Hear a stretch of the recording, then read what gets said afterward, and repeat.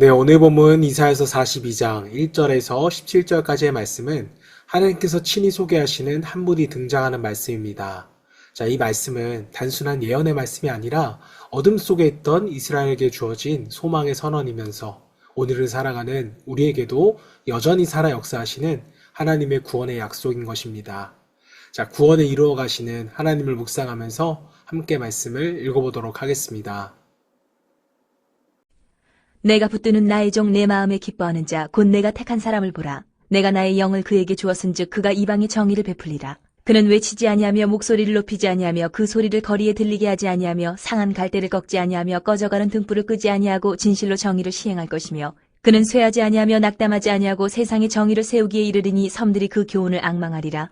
하늘을 창조하여 펴시고 땅과 그 소산을 내시며 땅 위의 백성에게 호흡을 주시며 땅에 행하는 자에게 영을 주시는 하나님 여호와께서 이같이 말씀하시되 나 여호와가 의로 너를 불렀은즉 내가 내 손을 잡아 너를 보호하며 너를 세워 백성의 언약과 이방의 빛이 되게 하리니 내가 눈먼 자들의 눈을 밝히며 갇힌 자를 감옥에서 이끌어내며 흑암에 앉은 자를 감방에서 나오게 하리라.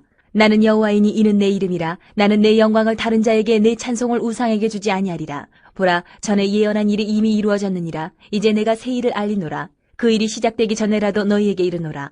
항해하는 자들과 바다 가운데의 만물과 섬들과 거기에 사는 사람들아, 여호와께 새 노래로 노래하며 땅끝에서부터 찬송하라.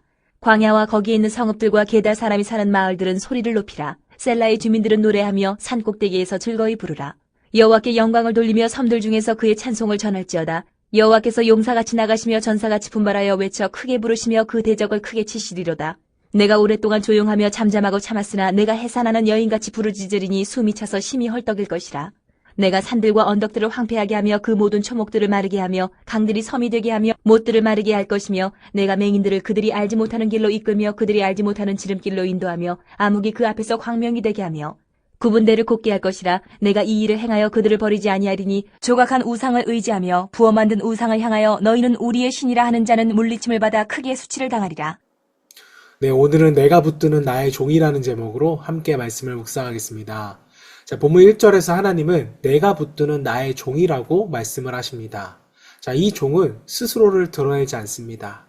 또 외치거나 소리를 높이지도 않습니다. 상한 갈대도 꺾지 않고 꺼져가는 등불도 끄지 않습니다.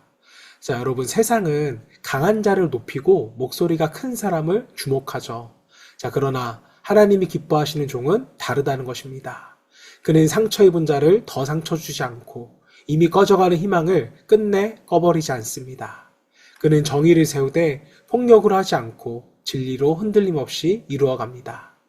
자, 여러분, 하나님 나라의 일은 언제나 조용히 그러나 분명하게 이루어집니다.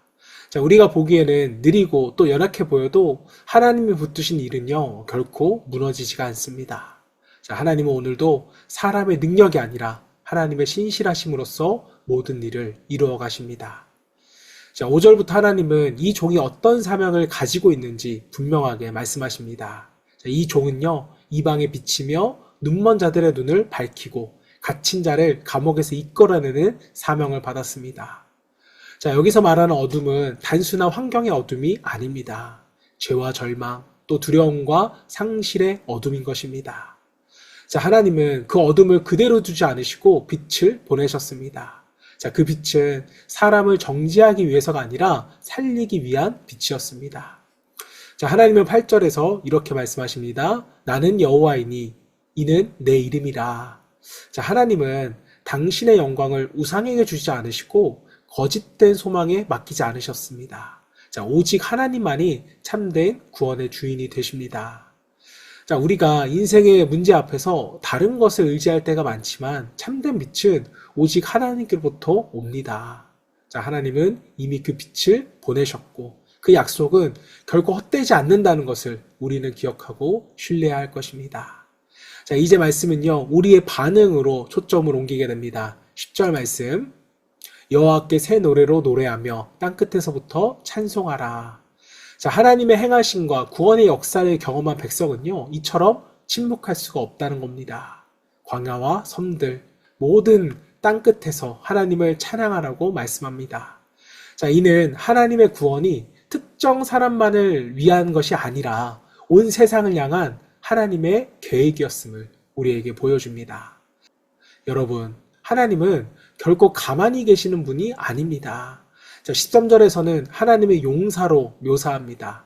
자, 하나님이 침묵하시는 것처럼 보일 때에도 결정적인 순간엔 반드시 일어나 싸우시는 분입니다.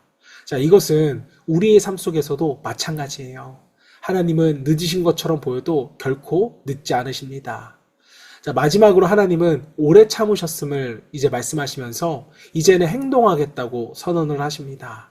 자, 하나님은 맹인들을 알지 못하는 길로 인도하시고 어둠을 빛으로 굽은 것을 곱게 만드신다고 말씀하십니다. 자, 이 말씀은 절망의 끝에서 주어지는 소망의 선언이죠. 자, 우리가 앞의 길을 알지 못할 때에도 하나님은 길을 알고 계십니다. 자, 우리가 방향을 잃었을 때에도 하나님은 결코 우리를 놓지 않으신 것입니다. 자, 그러나 동시에 하나님은 우상을 의지하는 자들의 최후도 우리에게 분명히 말씀하셨습니다. 자, 하나님을 대신하는 모든 것들은 결국 우리를 부끄럽게 할 뿐인 것입니다. 자, 사랑하는 성도 여러분, 이사야 42장은 우리에게 이렇게 말씀합니다. 하나님은 여전히 일하고 계시고요. 상한 마음을 꺾지 않으시고 꺼져가는 믿음을 살리는 분이시라고 우리에게 말씀합니다. 자, 그리고 그 하나님의 일은요, 반드시 이루어집니다. 자, 오늘 우리의 삶이 비록 연약해 보일지라도 하나님이 붙드신다면 그 인생은 결코 실패하지 않습니다. 어둠 속에 있는 것처럼 느껴질 때에도 하나님은 이미 빛을 준비해 두셨습니다.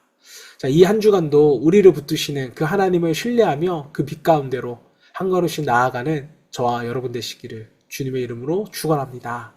자, 이 시간에 함께 기도하실 때 상황할 때조차 꺾지 않으시는 그 주님의 마음을 알아 내 힘과 의지가 아닌 하나님께서 붙드시는 인생의 힘을 우리가 믿고 또 흔들리는 순간에도 오직 주님만을 의지하기를 소망하며 함께 기도하겠습니다.